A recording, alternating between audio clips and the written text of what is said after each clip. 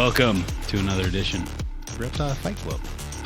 I am your host, Justin Gelander, and digitally by my side, Mr. Chuck Bolland.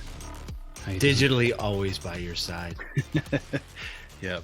He's always a phone call away. That's right. All right. Sometimes I got to call you. Yeah. Sometimes I forget, like tonight. Hey. We had it set for a time and we made it, I guess. Yeah. We may not be the best prepared, so maybe you'll have a lot of feedback for us on this one, but we'll fight anyway. I'm always good for a fight, man. We must fight on. Yes, we must. Yes. Well, anything going on in Herpland? I don't know. I was looking at the Tracy tonight, and it's raining here, and they're just cruising. All of them are cruising around their cage like they don't know what the fuck's going on. So I don't know. The female doesn't look amazing right now. I'm wondering if my season's going kaput right now, but it's still a little early. I still got time. So, I'm wallowing in my own, What do you mean she doesn't look positive? Yeah, she just, they all got real dark like they do about this time, but she just like, I don't know, man. I was just like, maybe they're just psyching me out. Who knows? But yeah, that's how it goes this time of year. I just gotta woosah that right off and just see what. Hopefully they do what they do, but like I said, it's still a little usually mid June I think is when the eggs usually get laid. So I got I got time. So but yeah, just like not cool, man, when you get as little as rain as we do in San Diego and you go in there and they're all just cruising around the cage looking at you like, I don't know, like a party was going to happen, but it's not what you're supposed to be doing right now, man. So don't you know there's a low pressure system outside? Yeah, dude. Get to breeding. Yeah. What the heck? So there's that. And let's see, listen to NPR, the Eric and Owen on the way home. So good listening to those. I like listening to them when it's just the two of them. They're funny. It is a good deal. Yeah. Hopefully people feel the same way about us. Yeah. Once in a while it's fun just for us to fight. But yeah, it is good to hear. I haven't heard their show yet, so I need to listen to that one. Yeah. Well, there was herp trips and things brought up and excitement to be had, and I saw that they're opening Australia back up. Yeah, that's exciting. Hopefully it'll really be. It won't just be a false alarm, Yeah. I'm not necessarily rushing to buy a ticket, but I really hope that it's true and they'll be open again for some tourism. I'm itching to get back over there. It's been rough not being able to travel to Australia in the last several years. I'm not sure how much longer they're going to be able to drag this COVID thing on. Did you see that? I saw an article saying that the CDC is holding back tons of data that they've collected about new variants and transmissibility and all kinds of stuff. And I'm just like, oh, that's not good. That's not good. Well, what does it matter if they put that information out? You got a third of the country going, who cares? We're doing what we want to do. Yeah. Well, and that third can convince another third that it's all crap. Like I don't know. It just doesn't, it's a little rough. But. Yeah. I mean, who, and I don't know, you can have an opinion on that stuff either way, and it doesn't necessarily change anything. But I mean, I think for where we are, it's time to just get on down the road with stuff. I mean, obviously the vaccine isn't exactly going to be the thing that saves us. And there clearly has to be, personal protections that get taken and protocols that need to be done. And if we focus more on that and figure out how to move along with life, I think that's probably the prudent thing at this point. So Yeah. Yeah, my aunt made it over to Tasmania where my cousin lives, so she and her husband made it over, but they had to do the whole, 2-week 2 week quarantine thing quarantine. after they Yeah. arrived and stuff. Yeah. So, I don't know. It's hard to follow them, but I just really want to get over there. So, yeah. Yeah. No kidding. It's When are been, you gonna make the pond jump? You gonna I go don't over know. sometime I soon? need to. Wait until Yeah. your kids are a little older, or or just I'm, not on your priority list? no, it is. I don't know. I just need to take the time to do it. Yeah. Work's just been one of those things where there's never a good time. And so it's like, and I got to find somebody to take care of the animals. My wife's not doing that. Mhm. So it's just one of those things where it's like aligning all that stuff. Yeah. Excuses. No one wants to hear that shit. But Well, maybe we'll have to have a reptile fight club abroad. Go over to yeah, yeah, that'd be good, right? just run around fighting Aussies. Yeah. Like that'd be good. The Yanker wankers come over for some fights. Yeah, it is a little rough though, because once you do go over, you just itch to get back. So Well, yeah, maybe, see, yeah, I know. I maybe you watch should you and rush I'm it. like, ugh, maybe I don't need the bug. No, it's not true. Yeah, That's but ridiculous. it is it is worth it getting the bug. Yeah. It's great over there. Yeah. I'm gonna head down to Mexico later this year. One of my buddies invited me to go out on a trip to kind of it's mainland Mexico, but just across from the Baja, kind of straight south of Tucson. So should Nice. be fun. Yeah, Nice. may be able to talk him into doing a little herping along the during the Oh, hikes so and it's stuff. not like a herb trip, not a Nope. specific herb trip. What are you Yeah, just doing, like a resort or something, or what? this is my canyoneering buddy. So we're gonna go hit some Okay. canyons, swim with some sea Gotcha. lions or something. So yeah, it should be fun. Gotcha. Yeah. No birding. No, this isn't a birding Yeah, trip, or I'll look at birds. Sure, why yeah, not? you're gonna try Add and them to the roll. life list. You're gonna roll as much as you can into this. I know how you work. I know how you work. Well, it's hard not to look for stuff when you're, Yeah. me. I don't know. Yeah. Yep. Yeah, yeah. Cool. When's Mexico? October. You Yeah. boys been to Mexico? That's awesome. That'd be fun. Yeah, that's your neighbor. You're Yeah. like pretty much on the border. Yeah, like couple Yeah, miles. Yeah. yeah, yeah. Cool. Yeah. Well, I don't know. My blackhead female went into shed, and she's looking nice and big. So I'm expecting some eggs out of her in Your about a fingers month. are So yeah, crossed. yeah. I Nice. need to make her a little fake burrow or something that she can go in and lay her eggs. I need to get her a good nesting box that she'll want to go lay her eggs in because she does not wrap them up. So Yeah. Yeah. yeah, I probably said that 5 or 10 times on the podcast, but You have. I really want to get these things to hatch this year. That's Yeah. one of my big goals. But No, I would say that yeah, that's, I mean, I've heard it enough that I want her to take care of this for you too. yeah, So, yeah. you I've know. got a nice group of southern banded knobtail geckos, the wheeler eye, Nice. and they're they should be all primed and ready to go this year, and should get hopefully can hatch that species out, get a bunch of Yeah. eggs this year. Is that have you hatched Wheeler Eye? No, I've hatched Cinctus, but I haven't hatched Not wheeler Wheeler eye. Eye. Okay. Yeah. Okay. So now they're separate species. So yeah, Right.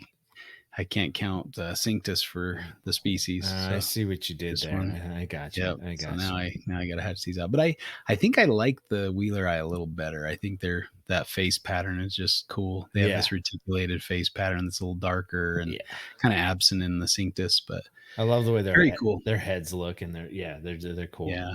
Very cool. Man, I tell you, so I bought a group from Casey Lazick, Mhm. and then John Irby, he's a green tree breeder. Yeah, really cool guy, like really just a super nice guy. But so I met him at Tinley when I was there for the Gecko Symposium, and he bought a male wheeler eye there, and I was just drooling because I didn't have any yet, and so I'm like, oh, that's so cool, and I'm all staring at the one he bought, and then he's like he was getting him for his daughter just for a fun project, and I guess she kind of grew out of him or wasn't really as excited for him or something. And so he's like, oh, well, you if you want him, you're welcome to him. Like, yeah, I do. Yeah. He's like, I know you're really excited about these in Tinley, so he sent them to me. Just just That's super nice. legit. Yeah. That's So super legit. yeah, I was really just overwhelmed with, the generosity. Yeah. Just a super nice guy. So I'm like, yeah, if you want any of my snakes, he's like, well, not right now, but maybe down the road. So Yeah. I can just say the word. I kind of like the old school way of, bartering and trading. It Sure. seems a lot funner that way. I don't know. Yeah. Kind You of, yeah. get Well, get a gift from the Godfather on the day of his wedding, his yeah. daughter's wedding. I'll owe him a favor down the Yeah, road. exactly. No, I don't think there was. I mean, No, I I know. don't think he was. Yeah, Yeah. yeah, anticipating anything in return. But I just figured I'd offer it. But yeah, that does your heart good in the reptile world. For sure. I forgot to mention that during my Reptile Love Club podcast last Oh, week. yeah. So So I was not part of the love. yeah. So I Oh, was you got plenty of love. I'm sure I you'll. was? Oh Well, yeah. Oh okay. yeah. All right. Heidi and I gave a lot of good loving to the Chuck, man. All So right. All right. Yeah, that's cool. That's cool. yeah. So I'm like everyone else. I wasn't there for the Yeah. for the podcast, so Yeah. I get to hear it on Friday with everyone else. So Yeah. So by the time you're listening to this, everybody should have been able to listen to it. well, I know I'm talking about when, not now, When but is what? then. Yeah, When is what, when will right? then be now? Like Yeah. soon. Soon. So, yeah. Wait, where is this? We're in the now. This is now. I love that scene. That's great. That's a great Yeah. movie. That's an all around great movie. Yeah. If you haven't seen Spaceballs, Oh man. yeah, get out and check it out. Yeah, get out from under your rock. Yeah. I'm really hoping for some Egernia love this season. Hopefully Are they'll you grow. ready? Are you Yeah, you're a Gurney are like adults now, right? Yeah, They yeah. were They ready to. should be ready to go. So just gotta feed them up and keep them happy, and hopefully they'll reward that. I'd like to revamp their cage, put in some nice fake rock and stuff like that. I just need to make the time and do it. I Mhm. it's been just ridiculous. Today was ridiculously cold. It was just windy and just this icy wind. I know you don't understand this Yeah, I kind was of gonna thing. say that's my favorite part of living in Southern California. Is the icy winds Yeah, or not having any icy winds? exactly. Yeah. Yeah. Yeah, it's But all the icy winds we get in Southern California. That's why I love living here. yeah. It's a cold winter when it warms up to 32 and you're like, "Oh, it's really warm out today." Yeah. Yeah, That see? 34 degrees. But Nope. it's all relative. I mean, if it goes down to 70, you guys are putting on sweaters and jackets like it's cold outside. And I drove my daughter to the bus stop today, and kids are walking down the road in shorts and t-shirts and no coat, and it's like, 30 degrees or less I outside. mean, I hate to tell Yeah. you this. I hate to be the person who breaks this to you, but even though if I wear a sweatshirt when it's 70, it doesn't make 32 degrees any warmer. I'm just No, what I'm saying is, it's all relative. It's all to relative. what? To zero? To freezing? To Yeah, negative when it's 32 zero degrees? and you go up to 32, you're like, this is nice and toasty. Oh my gosh. It's crazy. Yeah, That's silly. yeah. It is, but You know what? You know what you can't get in San Diego? what's that? Frostbite, my friend. Frostbite. Or vitamin ski. No vitamin ski for you guys. Whatever. We got Big Bear and Oh, Big Snow Bear. Mountain. Get the hell out of Oh, here. Big Bear. Come Look, on. dude. Don't take your elitist ski mentality out of here. All things are in California. All things. Yeah. Well, same with Utah. We got deserts. We got good Yeah, deserts in that's what Utah. I'm saying. That's a definite selling point, right? Yeah, for sure. Your ski is better than our ski, but our beach way better than your beach. I don't know. Have you ever been to the beach on the Great Salt Lake? Ooh, it's Ew. fantastic. Yeah, see, I've been Yeah. out to the I mean, the Salton clouds of Sea, brine and flies are really fun. it's not awesome. Yeah. It's But not actually awesome. the beaches of the Great Salt Lake, they have round sand particles. So the sand is really soft and like cushy almost. It's really weird. Much different than other beaches. So Yeah. yeah, I heard it wasn't You know like why? sand, You know it's why? like some Because it's not concretion. really a beach. There's Well, no it's on ocean. water. Yeah, it's Come not on the now. ocean, Listen. but it's an inland sea, Nobody's right? like the beaches of Lake Michigan. Nobody says that, right? They're That like is the true. That is a shore. good That's the point. Yeah, shore.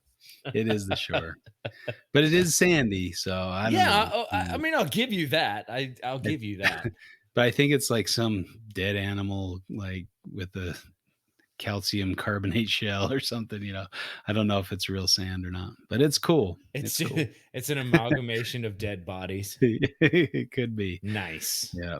But then there's Nice. buffalo. You don't get buffalo on your beach, do you? Or bison, as they probably should I be. mean, we get some strange shit in California, but I haven't really You haven't seen a herd I of haven't bison seen on the that one. beach? Not yet. See, that's Not what you yet. see on the beach on Antelope Island in the Great Yeah. Salt Lake. It's Yeah. pretty cool. Yeah. Yeah. Me and my dad went out there birding the other week and saw some coyotes, like, walking across the ice. That was pretty cool. Bunch of birds, some great horned owls and stuff. So it was fun. Some waterfowl. There were like thousands or millions of these green winged teals and shovelers out there. Pretty crazy. It's a good spot. And then Yeah. this last weekend we went out to the Bear River Bird Refuge and saw a bunch of cool. I think we saw 28 species. It was like the backyard birding day where everybody gets out and goes No, wait, birding. is this 28 species to your species count? And oh, by the No, way, no, let's no. get a little update for the fans. What is your bird species count now up to? Well, I started over this year, but it hasn't changed in new species. So the 28 are ones that I've already seen, but were new for this Uh, year. Not no, I those weren't all new for this year. There were a few new ones that I hadn't seen yet, but so do yeah, I you haven't seen. I consider it thought a I saw bad a new year? species. Is What's it a that? bad year if you get less species than you saw the year before since you're starting over? Well, so I'm kind of like not as heavily engaged in the competition aspect of it this year. I'm kind of Why? Because you dominated last because I year and you just dominated you last year. you hung your record book up and you're like, Yeah. ah, another record that cannot be broken. I was like 50 species more than my cousin, my dad. But no, Yeah, wasn't it's you whooped your dad pretty good too? oh yeah, yeah. I think Wow. well, there was a woman in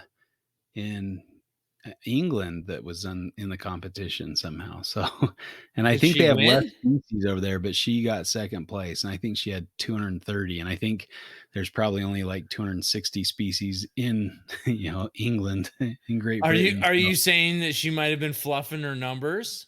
no, I'm saying that she was a good birder. She was a real Oh, birder. okay. All Like, right. she All knows what right. she's doing. All right. So this year I'm a little cocky and confident, but I still there's still some out there that are probably pretty easy to find. I did go looking for a few new species and I missed out. Like I may have seen them, but I didn't get a good ID on them. These little birds flew through the canyon so quick. I saw them, but I couldn't get a good picture or a good ID on them. So I may have seen a new species, but I didn't get a picture, so I can't count it.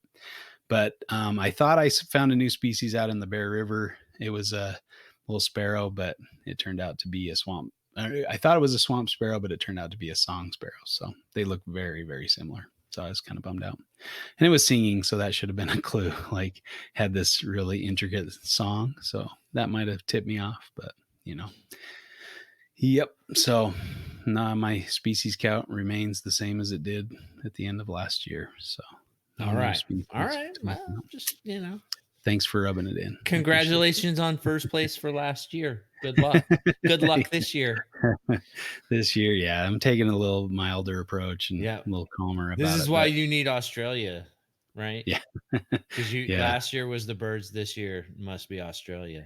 yeah, yeah. No, I don't think I'm gonna hit Australia this year, unfortunately. But I think the NPR guys might be headed over there at the end of the Oh, year. But you're not. No, no, I no. can't make it. Well, I'm going to Mexico around the same time they're going to Australia. So yeah. Oh, okay. I didn't. I guess I Yep. all makes sense But now. what do you do? Gotcha.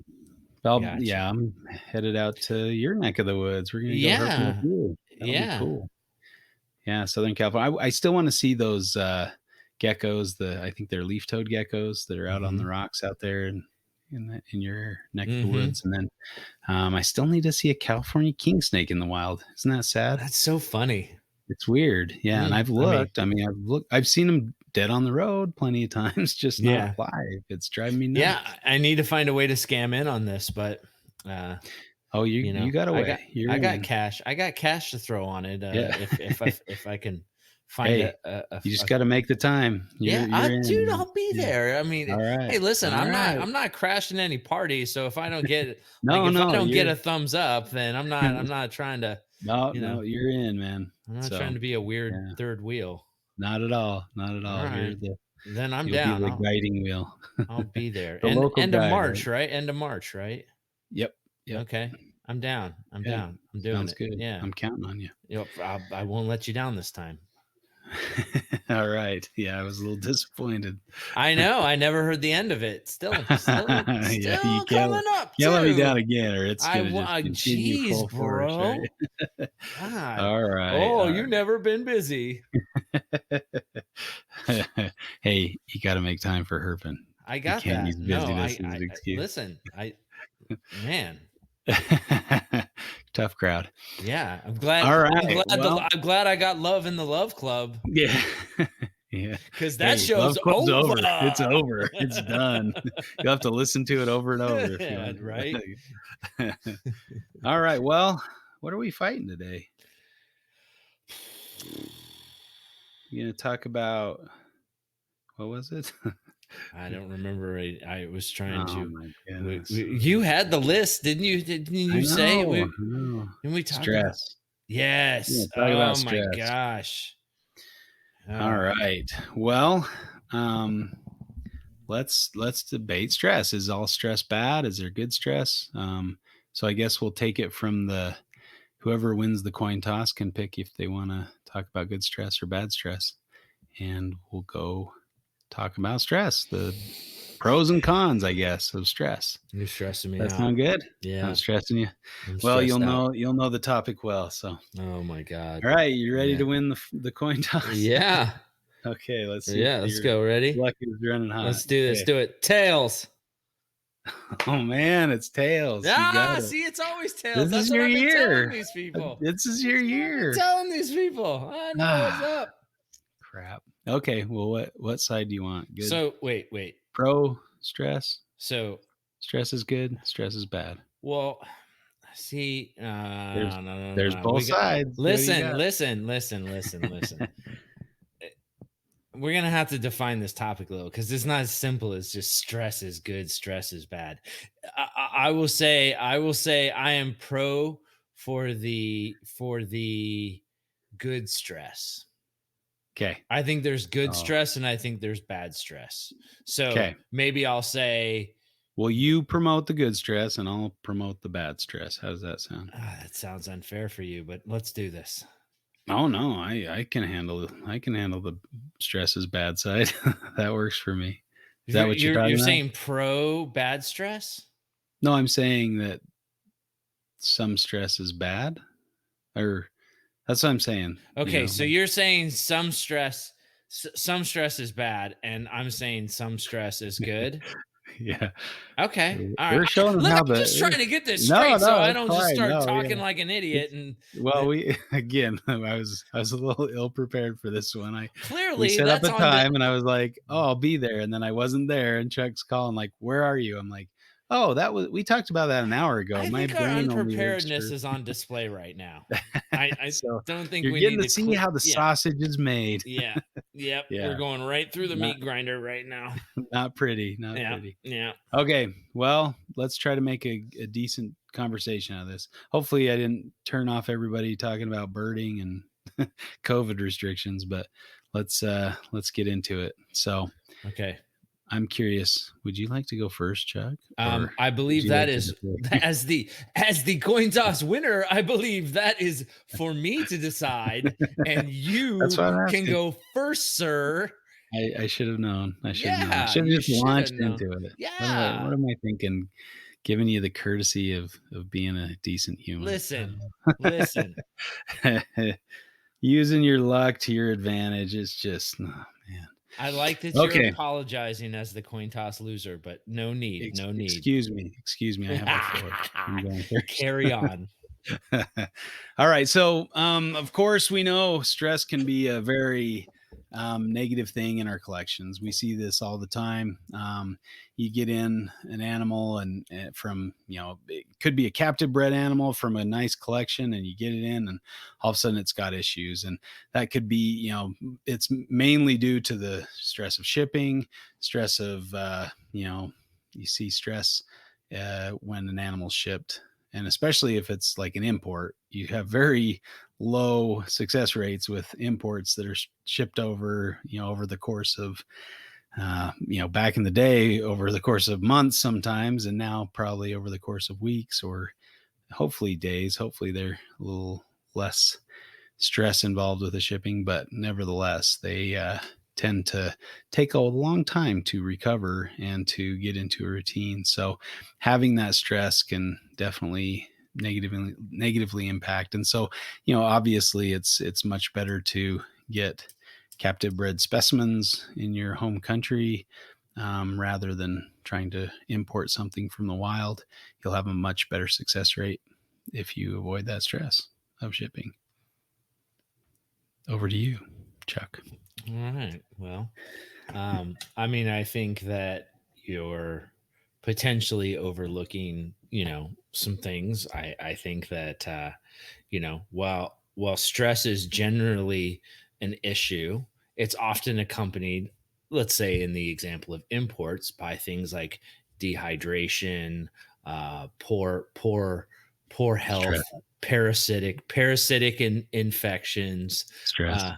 So, you know, I think I think that, you know, when you have an animal that is nice and healthy, it's being well taken care of, it's well hydrated, it can manage stress much, much better than an animal that's being assaulted on either fronts. Now, you can see the reverse of that. We all say, like, oh, well, once there's a parasite load or once they're dehydrated and stress sets in, they go downhill. Well, if that's the case, then the inverse is also true, right? So if the animal doesn't have a parasitic load and the animal is well taken care of, then the stress is more manageable, right? And stress is just a normal reaction, right, to environmental change. And stress is actually fairly healthy, I think, in some cases if it's properly managed. I think I think there's all types, and I personally think that resource stress can be a trigger for breeding. So I think certain stressing animals in certain ways often elicits behaviors like reproduction, if they feel like the environmental conditions are okay, and maybe they have enough stored resource, and they say, okay, I can do a reproductive event, because for whatever reason resources scarce or at the time, they may go ahead with that, right? The idea of, oh gosh, I got to reproduce, or if I don't, this might be something that takes me down and I never get to reproduce, and that's the end of it. Yeah. I can Did you just see. say yeah, like Yeah, you were? I could Wow, I so could see where that dismissive. might be, the case to some extent, but, I'm I sorry, you know, what I was that? I wonder why, What was most that? of these, Was I that the said case? maybe it could That's the be the case? case, but, Yeah. more importantly, you Oh, more see importantly, you all right. see animals in the wild that have parasite loads and they're doing just fine. Sure. So bringing them into captivity, and But stressing them why out, but why is having that? some Because be monkey poking them. yeah, but is that Yeah. because they have, access to resource that they need? Or Oh, is you that, I what do you mean, mean? well, like, i.e., that they may have a water source, or they may be able to be hydrated, or they have food, uh, eh, you know, i.e., they're not leveraging multiple factors. Whereas when they're put in a Mhm. box and then they don't have the ability to make resource decisions, or to meet their needs, that stress compounds with the other shortcomings that they have going on, and it causes kind of an amplified issue. um, Sure. Yeah.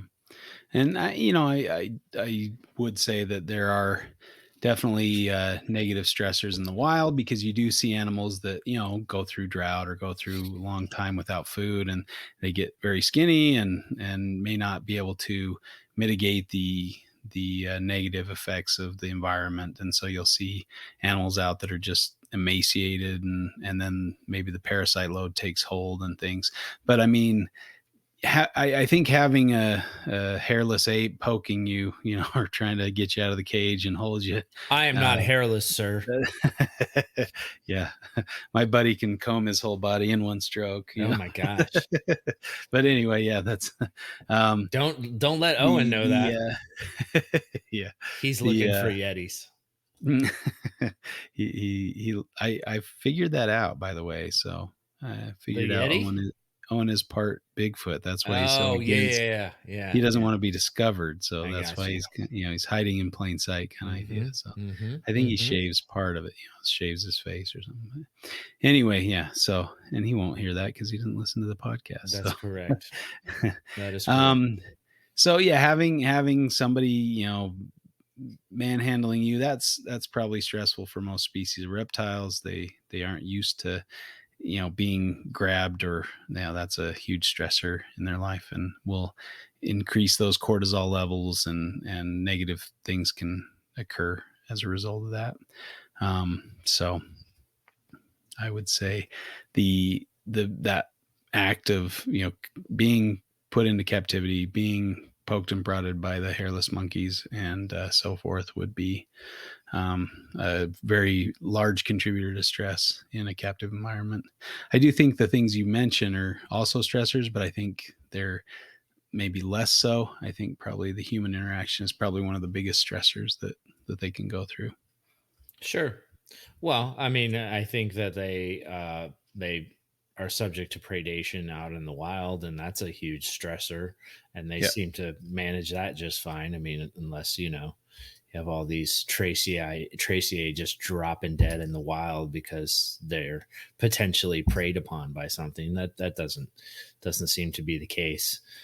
So certainly, when you get them into captivity, they can become stressed. And oh, by the way, I mean, I far be it from me. I may say something that I don't totally agree with, but there's really no objective evidence that it's stress that's killing this. That is the magic killer of all these animals. I think that it probably has something to do with it, but is that the primary reason that we have animals drop dead? I don't know. I mean, there's definitely studies performed that kind of measure different stressful activities on cortisol levels in animals, including reptiles. And so some of this has been quantified. Of course, you're right, it's hard to determine what a healthy level of stress and an unhealthy level of stress is, and where that Well, scale but you're tips. also doing that I mean, okay, so in captive bred animals that are probably overheated and overfed, and then Mhm. they're stressed. Is it the stress that gets them, or is it being fat and having their metabolism ramped way up because they're kept too hot all the time? I I mean, mean, it's obvious if they're crapping out their intestine that that was probably the cause of their demise rather than stress, and cortisol levels. But, obviously you can have, if an animal goes without water for an extended period of time, that's used to a humid or a, water full environment, and they go without water for extended period of time, that can be lethal to the animal. And obviously it wasn't the stress that killed them. It was going without water. Same with us, we can be stressed, or we can die of thirst, but right. which can occur pretty quickly. So yeah, obviously, So again, it's to yeah. me, it's not necessarily always about the stress being. So we talk about stress like it's the primary killer of animals, and I don't think that that's the case, because No, stress is a I don't natural think I ever said environmental. that. You Oh, trying to put I'm words not in trying to my mouth? put words in your mouth. Okay. I'm just saying, Okay. that Yeah, we mess up a lot worse ways than stressing our animals Sure. out. Yeah. Well, Yeah, yeah, and to sit there and definitely. say that, yeah, oh, it's, stress is the big culprit. That's what it Mhm. is. Like, well, really? Okay. I mean, Yeah. yeah, I think stress is a factor, but I don't necessarily think stress is. I mean, you we would not be successful as animals, anybody, anything on this planet, if stress was the primary reason that we all died. Yeah, I wanna go back to something you said that about, the, predator stress of predators. Do animals, I'm just asking this in general. Do animals have that attitude of all the time that, oh, I'm going to be prey for something? I'm sure they're keeping a lookout, but like, those kind of things happen quickly. So they have adaptations to stay out of sight of predators. I think they said that green tree pythons, the reason the babies are colored differently is to be kind of invisible to avian predators when they're younger and more diurnal, and then as they become nocturnal, they change to that green. And a lot of shifts occur with that where they move into the forest a little more, and they're more nocturnal in their behaviors and things. So obviously most reptiles have some way to evade predators kind of built in, right? And I mean, anytime I would take out my Rankin's dragons out to an outdoor enclosure and put them out in the sun, and I mean, they'd have their eyes on the skies and they'd be stressed out. And if you walked over a shadow over them, they'd gape and freak out, and try to hide. So, they know, like, when they're in a cage, they're not doing that. And so, they know certain environments may pose a greater risk, if that fits, or maybe it's just exposure to that UV light lets them behave differently or more naturally. I don't know. I'm not exactly sure what that is, but I don't think they're running around their whole lives with some huge cortisol spike because every day they're afraid something's going to eat them. You know what I mean?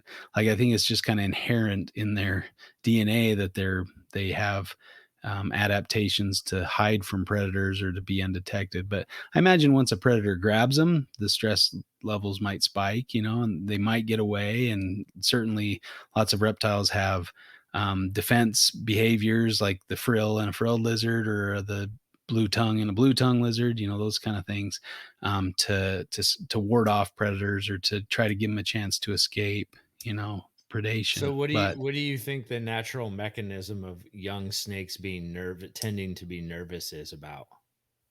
well, and I think they just adapt behaviorally, right? So younger To animals, what? you don't see them out in the open very often. They're usually hiding, looking for prey undercover, maybe most of the time. But Whereas a it doesn't larger, mean that they don't recognize themselves as a meal.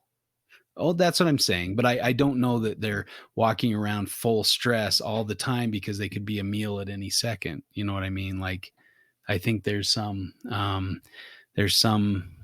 balance to that, or there's some, they can't go around full stress all the time because they could be a meal at any moment, right? So Sure. there has to be some, I'm sure they get stressed when a predator comes near, or if there's a close call, or if they have to fight and flight kind of thing.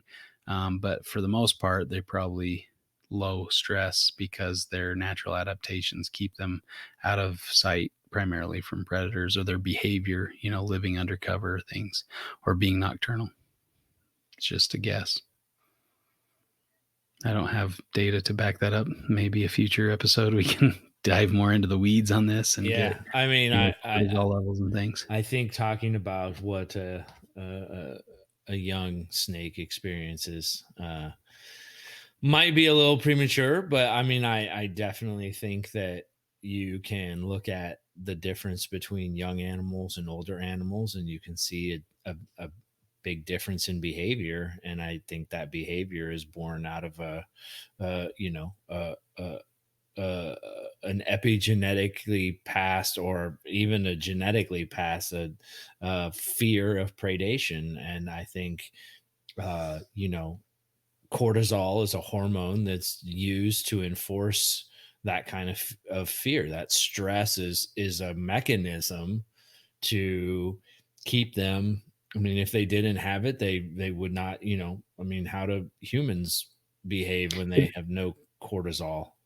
But is awareness stress? I guess that's my thing. I mean, you can be aware that they're, I guess we have kind of a natural um, uh, reaction, whatever, to that, rattlesnake rattle or something. If you've for some reason you hear that rattle and it kind of makes the hair on your neck stand up or whatever. In the Now, same way that a Rankin's dragon outside sees a shadow and is like, "Ugh." yeah, it could be a bird overhead or something. Sure. Yeah. So there are cues to kind of give So you warning about stimulus what's going input. on. Yeah. Yeah. Or I mean a bear, growl or something, those kind of things can really. So that's what I'm talking about is like I don't think they're walking around full on stress, high cortisol levels all the time because they could be a meal at any moment. I think they take evasive maneuvers or they have certain behaviors that keep them maybe out of sight of the predators, but then when there's a close call like a shadow overhead or some cue that a predator is near, smell or sight or whatever, then all of a sudden they're gonna maybe have a Well, have a and spike in their cortisol levels and the I flight or think flight it's mechanism. pretty well documented that at least in humans that we have a certain level of cortisol in in our system at all Circulating, yeah, times, sure. and when we go through traumatic events, those cortisol levels spike, Mhm, and if we have a long history of traumatic events, that those high cortisol levels can actually be transmitted through epigenetics to our children, i.e., we live in a stressful time. We are going to deliver that high stress hormone to our children because they're going to be born into that. So, mhm. I mean, Yeah, I think that for what it's worth, um, and I think that it, so one, you have to be able to manage that has to be something that has to be able to be managed. And frankly, if you're in a captive environment, by kind of what you were saying, if and if the food monkey's not grabbing you, then you really shouldn't have a high stress level, right? You're not subject to predation. Older animals can sit out. They pretty much know when there's food coming. They know there's no predators there. So where's the stress? If you're mhm, not handling your animals, where's their stress? But yet they fall over dead from stress. sure. You see And what I'm saying? Like, that don't make yeah, sense. yeah, yeah. I'm not saying that they fall over dead from stress. I'm saying stress contributes to things, and if you have a high cortisol level, you're less likely to fight off infection. So any opportunistic bacteria or virus might take hold if in a stressed animal versus an unstressed animal. You know what I mean? Like you always see background bacterial or viral infections kind of pop up during the breeding season when you're introducing animals to other animals, and we know that reproductive events increase cortisol levels, and there is some stress associated with breeding And both and in wild and captive that's like a animals. basic primal, Yeah, like, basal function of all living things. So I yep. mean, the fact that stress is inherent in the most basic of functions cannot mean that stress is necessarily a bad thing. Well, and again, this is maybe kind of a survival of the fittest. If you don't have a background, viral infection or bacterial infection, maybe that stress isn't as big of a factor. You know, sorry, I'm getting text for some reason, but so if you're oh my gosh, settle down, people.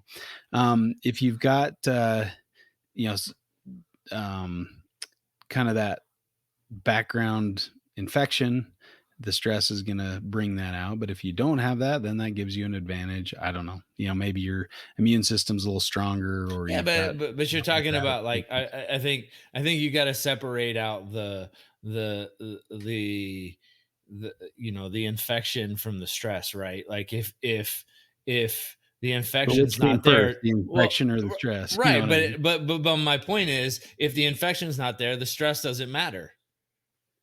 Yeah, potentially for normal events, yeah, Yeah. but, like, saying getting shoved into a crate or, that kinda thing, you So know my thing is like it's not stress that kills imports. It's people not taking care of them and bringing them in under shitty conditions for long periods of time.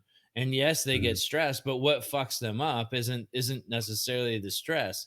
Now, is that whole shot true? No, but I would argue that if they were healthy and that they were well taken care of, I mean, what's the survival rate on you know like Dan Mullery's stuff that he brings in versus some of the flesh peddlers of the industry, yeah, so probably I night and guess day. And is that I because they suffer different levels of stress, or is it because of how the conditions in which those animals are imported? Yeah, obviously there can be, those things are a great factor for demise of imported reptiles. I mean, let's look at Tracier. Everybody talks about them just dropping dead out of nowhere. What's the cause of that? Are they just weak snakes? Are they No, dropping out of trees in the wild? Or no I way. mean, is it partially because of stress? Well, I think it has to do with. I mean, if you are you asking my personal opinion, or Yeah. all right, I'll give it to you. You think So stress plays a role? no, I think people used to keep them hot and moist, and now I keep my animals cooler. And I'm not saying that they don't stress out because I see stress in them, but when you're not keeping them moist in a high bacterial environment and you're not heating the shit out of them, so you're not revving their metabolism and then stuffing them full of food, like you're unloading all of these things that actually contribute to making that stress something that is more of a tipping point, where the stress Yeah. is not a problem if you're not overloading them. Yeah, if you're keeping them how they are used to being kept, if you're not changing their environment, so I guess that's the point So, is i.e., they can the manage stress unless you put them in a condition, in environmental conditions that leverage that normal stress. yeah, which also occurs in the wild. I mean, if there's Sure. flooding events or, there's adverse winter events or something, something that can really swap things up or change things up for reptile population. Now, is it the cortisol levels that are killing them? I don't think so. They're not that acute or whatever, but is it a contributor? I would say most definitely. I'd say, if you have these things occurring, that will increase your cortisol levels, therefore increasing your, stress, as we name it. So I was So I was and the other part of this, like, is how we keep in captivity. We keep looking back to these wild populations and saying, well, they're not just falling over dead in the wild. Well, how different are they being kept? Like, so example, I actually went and got weights on my 3-year-old Tracy A, and I uh-huh. don't have a single animal that's over 400 grams. And I think if you were to tell most keepers that, they'd be like, what the hell? Like 3 years old and 400 grams? That's ridiculous. But they're 3 feet long and they're lean, and they look really healthy to me. So, Mhm. I again, it goes to, like, what's happening in the wild versus what's happening here. And I think if you were to shove tons of food into those animals and heat them really a lot, they'll grow, but that's not, I mean, So you're you're saying that negative stress of increased feeding and increased heating is contributing negatively to their no, what survival. I'm saying is that when you overfeed them, you overheat them, and you make them you live in a bacterial incubator So it's the along. bacteria that's killing them. Well, I mean, that could be one. It could be some weird virus. It could be a lot of things. But the point is, do you believe that my Tracy A are any less stressed than anybody else's Tracy A? Because my Yeah, because animals are you don't how mess old with now? them. I don't You mess got with them. them as Yeah. young animals, so maybe Were they they not stressed adapted. then? I mean, adapted to. they didn't eat when they came in. I had to Yeah. drop feed them and get them to start eating, and I never gave them hides. I just let them sit in the cage and live in that normal background of stress, but I didn't add to it by being the food monkey grabbing them. Do you Mhm. believe that because I did that my animals were less stressed than anybody Well, else's animals? I mean, obviously, you're reducing things that stress them out, right? You're reducing the Not things that really. add stress to their lives, like high heat. And for something that doesn't come from a high heat environment, it's going, oh crap, it's too hot. I'm stressed. The cortisol levels go up.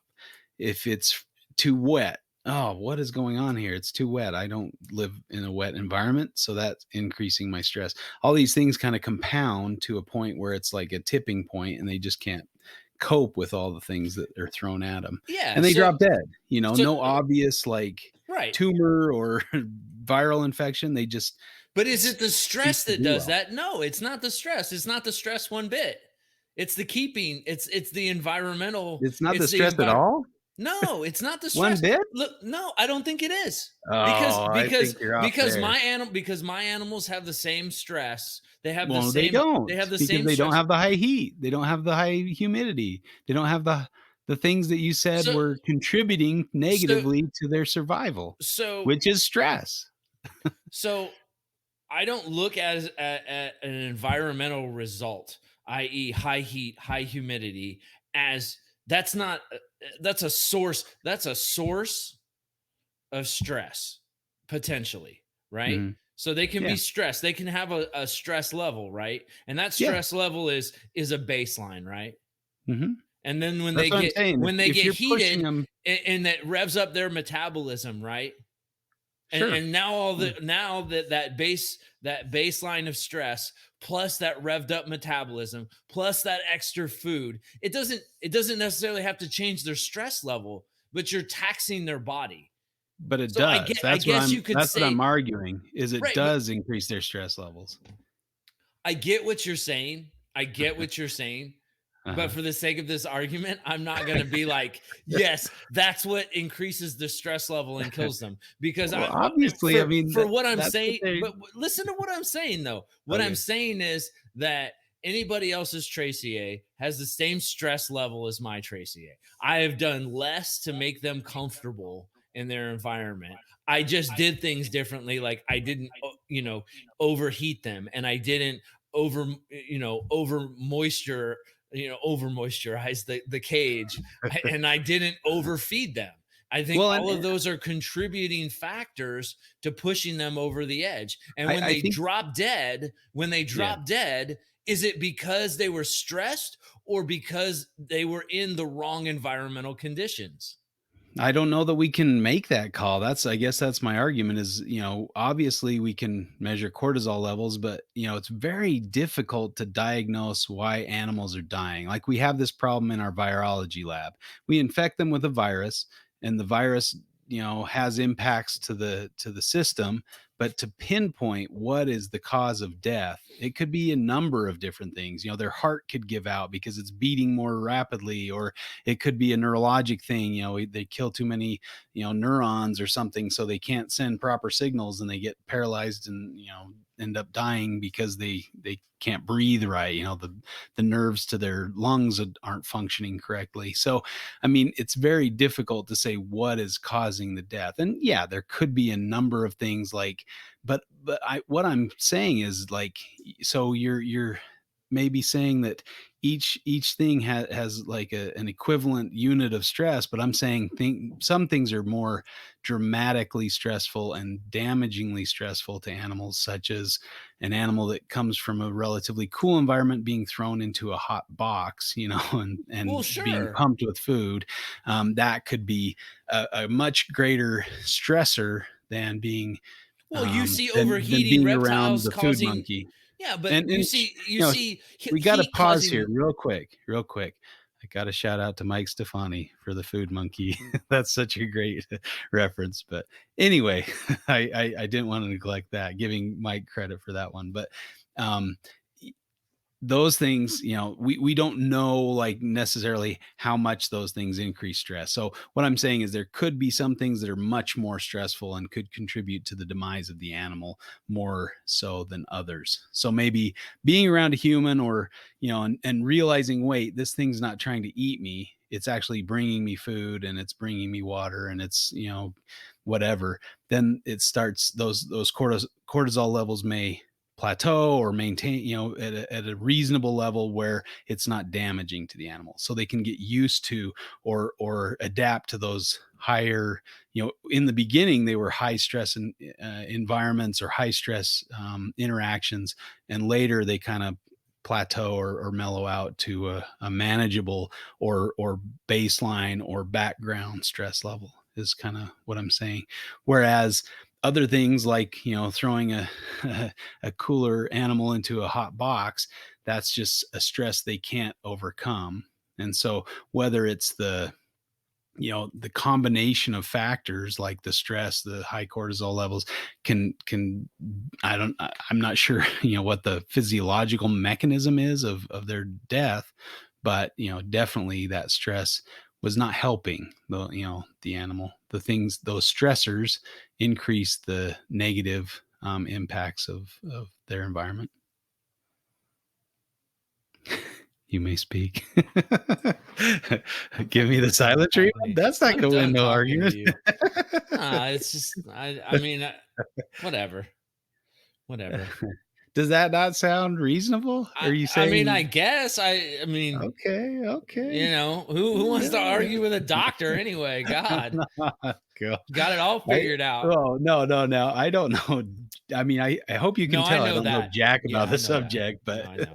yeah. I know. That was an eloquent shoot from the hip, but um no, I mean, I think that I look, I think that what you're saying is completely plausible, but we don't swab cortisol levels.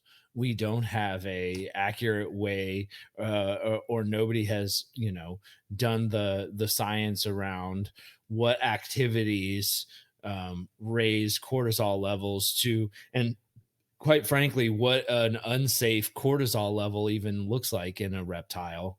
Yeah. Um, so I mean, you know, and and quite frankly, there's enough that I think.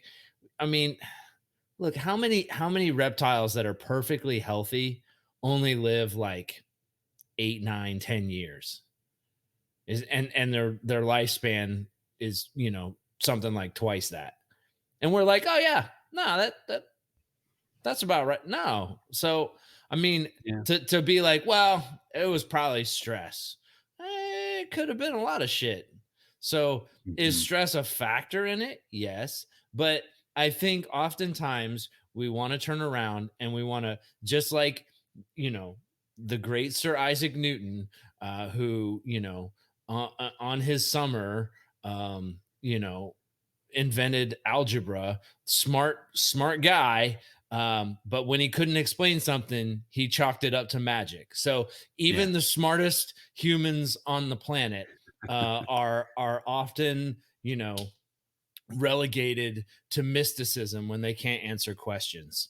Mhm. And so I think it would not be behoove us to give stress too much credit. Certainly, it's a factor, but I Mhm. think that there's plenty of other potential causes that you need to eliminate before when your animal drops dead for no unseemly reason to say, well, that was stress. Okay, was it?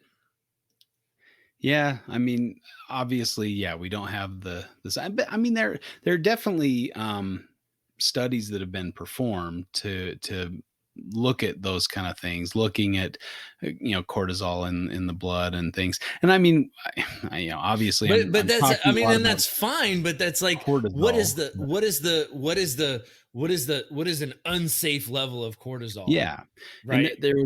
there's a study in green sea turtles, or green turtles, that talk about, they measured cortisol levels in healthy animals and those with those um, fiber papilloma, the nodules that Mhm. sometimes those sea turtles get, and compared the levels and looked at how that affected them and stuff. So obviously, your cortisol levels are higher in the animals that were affected by those papillomas versus the control or the normal animals that are out swimming happy in the sea without them. So obviously you can say, well, they've got a disease, they've got some issue, and that's impacting them in some way, and so the cortisol levels are going to be higher. It And makes a lot of sense. and so I guess taking that, so higher cortisol levels are accompanied by disease. Is that something we could say? That Yeah, that we would I the mean, the disease. disease Well, and causes higher again, cortisol levels? that's kind of the idea, I guess, and So so that's what maybe I'm the saying is issue maybe the issue is more around disease. well, this is just one study. I mean, I get I that. imagine if I you get that. if you took cortisol levels in your trachea and stuck, half of them in a hot box and the others in more naturalistic conditions, they would be like, oh, my cortisol levels are higher, in the hot box ones, versus like if you had a uromastix and you stuck a uromastix in the hot box, it would probably have great cortisol levels, and the Right. ones that were in the So, but cooler but I area guess might have but I higher. guess and I guess my point is let's say we did that study, right? And Mhm. we stuck half the trachea in a hot box, a hot wet box, and the other half in a cool, cool dry Oh, box, and then we oh, now you got 2 factors. Just do whatever. 1 factor. Okay, fine. Then you can Hot, compare the cool. 2 and see Fine. if it Look, compounded. just you know what? Okay. So then All right, Captain you Scientific get your Method. results. So you Yeah. get your results, and what you find out is that the animals in the hot box had higher cortisol levels. Mhm. Okay, so what? You say they're stressed. That hot Okay, you can say keeping them in an incorrect hot environment when they don't come from the hot environment causes is a stress. stressor, causes Causes stress. And stress. so to keep your animals at a healthy stress level, don't keep them too hot, So, So yeah, if you but keep you your can animals correctly, you reduce their stress. I would say so, yeah. I mean, yeah. But I'm curious too about your, where you said you kept your Tracier with no hide boxes. I mean, what did you do that for? Just because I'm a mean person. you, you just wanted to watch him squirm. Well, I mean, so first of all, I think that that come on Oh, now. he knows. He Yeah. knows. So Or she. that's he. Yeah. Um, Okay.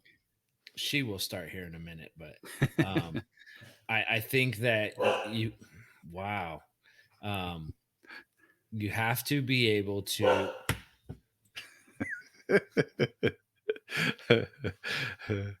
I once had my cousin had a veiled chameleon, right? And they would handle it all the time and like take it out and like let it walk around the house and stuff. And I was thinking, man, this chameleon's going to be dead in a couple days, with all the handling it's getting and all the carrying around and stuff.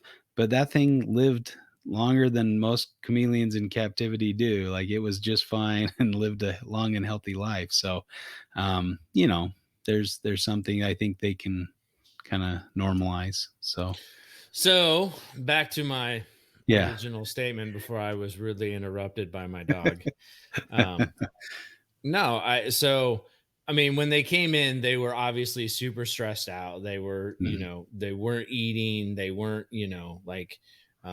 so m- my thought was get them comfortable in their environment. And I think you see a lot of people who get and maybe this is more like dog training that I am in my mentality than reptile keeping, but it was like, hey, if Mhm. you make them secure in the environment that they're in, you don't have them hiding in all these places.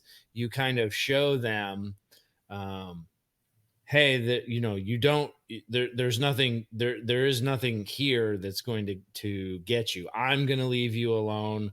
There's no predators here. You're out Mhm. in the open. You're fine. Nothing's happening to you.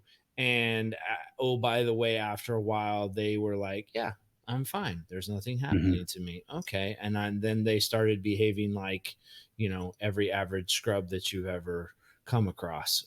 Um, so I think, my mentality around that was that they're stressed anyway. They have a level of stress to them that's just, it's there, and Mhm. you can manage that stress as in the most logical way possible, but you're probably not going to eliminate it.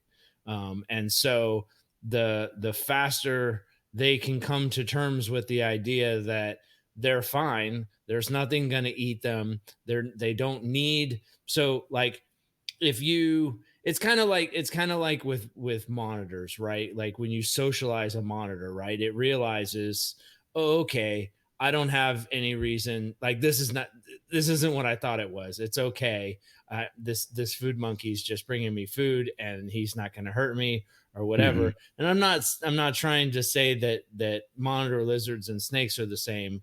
They're not. But I think, if you're able to show them, hey, you're good in these four walls, then all of a sudden their stress level comes down, and they operate at more of that basal stress level. Whereas if you're giving them all these hides and all this like shit to hide behind and all this, you're, to me, in my mind, in my thought process, you were perpetuating that idea that there's something to hide from. Mhm. Why? I mean, like, Okay. if you just out and out show them, there's no reason to hide. There's nothing, nothing's gonna get you. Here's food. I leave it right here. I don't mess with you. Mhm. They get over it faster than Yeah. if you were to just perpetuate the idea that, oh, I put lots of cover here because you need to hide. Here, there's all these places for you to hide, so you need to hide. Yeah, and that would be an interesting study to see kinda how those cortisol levels normalize or go down, Yep. or if they remain high and the animal just gets used to it, or, how that works out, because And I do think there is kind of a tipping point. There is some level of good stress where, I agree with they that. can, yeah, where they can adjust, do their thing and not get, fall to, opportunistic infections, or they don't shut down and not reproduce because they're stressed, those kind of things. So I think there is a level that, of course, that they're used to and they can handle. um, but once you add up the negative stressors, that can definitely and negatively impact the and animals. I mean, I again, I really think that it's those physical environmental stressors that are the things that are really the ones leveraging negative outcomes. I don't think a, an unreasonable lack of security is what is driving their stress level high. I think those missteps in keeping that Mhm. drive those stressors. I think that's, in my mind, that's what's causing a lot of the issues. Sure. Can Yeah. I back that up? No, other than my animals have been fine and I don't keep them hot or wet, or, Yeah. like, it's Well, just worked for me. So I think in I don't captivity, know. you need to be looking for those clues, those cues that say this is probably they're not enjoying this environment. Yeah. Like if you've got it too hot and they're always away from the basking light, they're in the coolest part of the enclosure. I had a friend that was walked into this collection, and there was a cage that had womas in it, and the womas were like would never eat, and they were like way, they were always in a certain area of the cage, and there was you know no documentation on what was going on with them and stuff. And so he went in and he measured the temperatures in the cage, and like it was like the coolest part of the cage was like 92 degrees, and he's like, Yeah. why is this so hot? And they said, well, we had some Ackies in here, and the Ackies, we got rid of them, and then we just put the Womas in there because they kind of come from the same environment. It's like, oh boy, that's he's like, okay, first off, Yeah, these are completely different organisms. that's a failure Yeah, to articulate. exactly. Yeah. And I mean, obviously the monitors do great in that environment, and they were just fine, but the Womas not so much. And Yeah. so, and they just weren't paying attention to the behaviors. Like, you're not keeping feeding records, so you don't know that the animal, or no, they were keeping feeding records, but they didn't put two and two together. Like, oh, there's something wrong here. It's only eating, a couple times a year, and it's when temperatures go down the most when you'd expect it to not be eating, because it's Yeah. cooler or whatever. But that's when it became bearable, and so they're like, okay, I can eat and digest, and things are Yeah. good. It's amazing the animals survived, but I guess the enclosures were large enough that they could kind of get away with keeping them so terribly. But Fuck so he fixed it up and made it better, and they were just fine. So we fucking need to be Woma watching. jerky. Yeah, exactly. That's I don't know. That's an old Reeds thing, Frank Reedy's, the jerky machines with the screen top cages with the Yeah. bright light up top. So we need to be watching for those cues in our captives if we're going to do this responsibly. Give them, and just because you give them a giant cage and all the branches and stuff, make it all fancy looking, that doesn't necessarily mean you've met their needs, because these womas were kept in a very naturalistic enclosure with lots of rocks and hide places and stuff like that.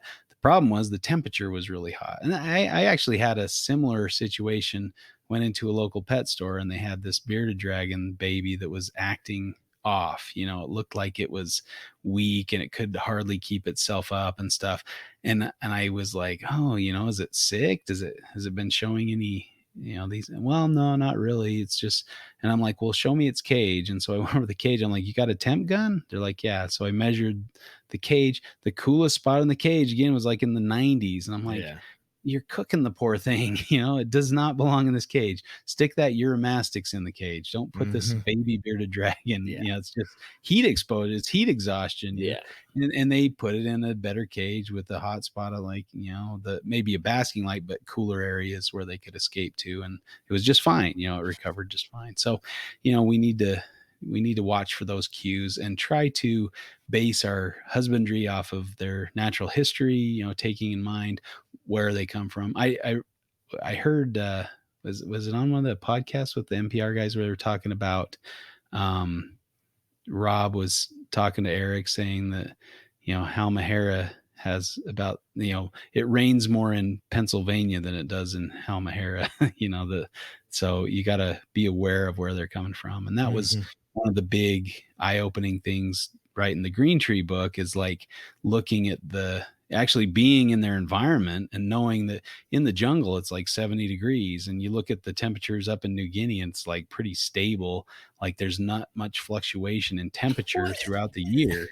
and look, even if Pennsylvania and the Halmahera Islands got the same amount of precipitation, it does not mean that putting that amount of precipitation in a box and then turning the temperature up is the same thing. It's not the same Yeah. thing. Yeah.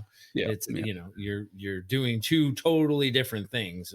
One's a Hmm. petri dish and the other's an environment. So Yeah. I mean, Yeah. it's It's tricky. I mean, I'm not saying that it's not yeah. challenging, and I don't fault the people who kept their Tracia that way. Maybe the resources weren't there to know that it's not 90 degrees in Helmet. They just thought, oh, they're tropical jungle snakes, so they Well, you need got to start 90 somewhere, degrees. right? And Yeah, you yeah. read weather data, and you're like, all right, I kind of get what it says the climate is, so that's where I'll start. Mhm. And I But mean, it does kind of speak to the, sometimes we get lazy and we look at care sheets and go, oh, this is how they've been doing it for the past 50 years, so that must be the only way I can do it. well, And sometimes, it's scary when you get an animal and you want to try to keep it the best you can, and you see, oh, everybody keeps them this way, that must be the way you have to keep them, because and yeah. look, I think the story about this too, and especially with Tracy A, is Mhm. that older animals were all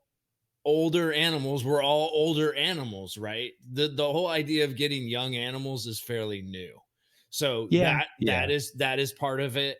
But sure. I also think that the husbandry issues is another part of the story too. Yeah. And I mean, I think it's more than just that. And I think that older animals, wild caught animals, are just tougher. Like there, you have potential for way more stuff going on with them because they've just been in their environment so much longer. So, Mm. um, you know, yeah, Yeah. Yeah. yeah, And I mean, I think younger animals are also a little more adaptable to different environments, you know. So it makes sense. Maybe, wild juveniles aren't don't have as high cortisol levels because they're just kind of dumb, getting through their environment. Do do do. yeah. Because a lot of juveniles get eaten, they Hmm. don't make the best decisions a lot of times, and sometimes they have to learn, through trials. And I mean, you do see a lot of scarred up pythons out in the wild, so they don't have necessarily the easiest life. And you wonder if some levels of stress are useful or important even in the wild, I whether don't they need that. wonder. Chuck knows. So, that's definitely, but, overall, I think there can be definitely examples of negative stress. And like you said, all these negative environmental, if you're keeping them wrong or keeping them outside of their areas where they need, that can increase their stress and contribute to their mortality. So that would be my finishing statement, I guess. My death blow, as it were. You got anything to finish us up with? Oh no, to end on that statement, I think is perfect. Oh, okay. All right. All right. Well, you're just rolling over, aren't you? Yeah, It's- clearly, it's- the the the the level of performance that you gave leaves me speechless. oh, come on, come on. You've got some fight in you still. It is late, but we've waxed a little long and long-winded here. That's So all right. I feel lucky to just be here. oh You boy, were you now were gonna you're now stand you're me just up. laying it on. Now you're just hitting below the belt, buddy. Ah, ah, All right. Well, and I think there's um, a lot of improvements that we could have on this discussion with a little more preparation. So yeah. we welcome any comments or any W- takers if you want to get in on the stress argument. we want to do Come on. better. We can do this one again with a Yeah. little more preparation. Maybe somebody smarter than we are. Oh, So, did you? So, I follow the Centers for Biodiversity on Instagram, and mhm. they are suing Fish and Wildlife in Florida for dumping pollutants. Oh yeah, I did hear about that. That's Did you tell me driving. about that? Maybe you told me Yeah, about I that. might have. I think I Yeah. might have sent it. I think did I send it? No, I sent it to Ron St. Pierre. Oh, okay. I don't Oh, he value. was telling us Yeah, about that. yeah, That's he was right. the That one was the telling us discussion. about that. He was saying that Yeah. you'll hear more about that soon, and Oh, there you go. So yeah, I saw that and I sent it to Ron, and I guess I didn't send it to you. I don't value you or something. I don't know what's yeah. happening. I don't count. I Yeah. don't live in Well, I Florida. told you now. That's Florida's problem. I Don't just bother wanted me to with tell that you in crap. person. Yeah. Yeah. Well, apparently Florida is trying to sink us all. So Yeah. at least Florida Fish and Wildlife. Sorry, Florida people. I'm lumping y'all in. Yeah. That's that Florida sometimes I mean they've got a lot of issues, and that's a rough deal, but Yeah. what do you do? Well, Um Sounds like that's a good move in the right direction, though. If they're trying to stop throwing pollutants in the water, that's a Well, good thing. I mean it's good, but they have an invasive plant problem Yeah. that now they're, you know, I mean, they have an invasive plant problem that they're getting sued for the way they're managing it, and in response they're going after reptiles as the next boogeyman to fund their Yeah. agency. So I don't think it bodes well for Florida. I don't think it bodes well for fish and wildlife, and it certainly doesn't sound like it's going to bode well for us. Unless we make a lot of noise. And even still, I mean, I worry about agencies like Fish and Wildlife, because they are hooked into the mainframe system, and when they want money, and they're an agency that needs to exist, and no lawmaker is saying that they're not needed and we don't need to fund them. They're going to fund them. And do you think a lawmaker gives a crap about reptiles? Nope. That's just a way to fund them. Cool. That's how we'll do it. And, screw us in the process. And, so, I mean, that's it's a valid concern. Well, and haven't they put like the legislature, didn't they go on break for a bit? So they won't be voting on the issues that are, that we're facing right now in regards to the proposed legislation to, again, try to ban interstate commerce of reptiles for a while. So we don't want to let the politicians fall asleep on the issue. So keep the letters coming, keep pounding them, so we make sure that they don't let this pass. Yeah. I did get a letter back from one of my congressmen, and it was a typical like politician BS of like, oh yes, we appreciate your letter, and yeah, there's lots of issues with this bill. But he didn't say, I will vote against it or I will fight it. He just kind of said, yeah, you're right, there are issues with it. It's like, dude, tell me what you're gonna do then. Tell me that you're gonna fight it. Like, I want an answer out of you. What he said was, I'm not going to alienate my constituent, but I am going to fail to answer this to the point where I am not going to make anybody mad and give you the political answer, and I'm going to do whatever I'm going to do later. And and I mean, this is a failure of the American system of tacking all these other things onto a bill that has nothing to do with those things. That drives me nuts. It goes to the paralysis of our. It needs to stand on its own. I mean, when they have to lump all this shit together to get to get crap passed, it just it doesn't.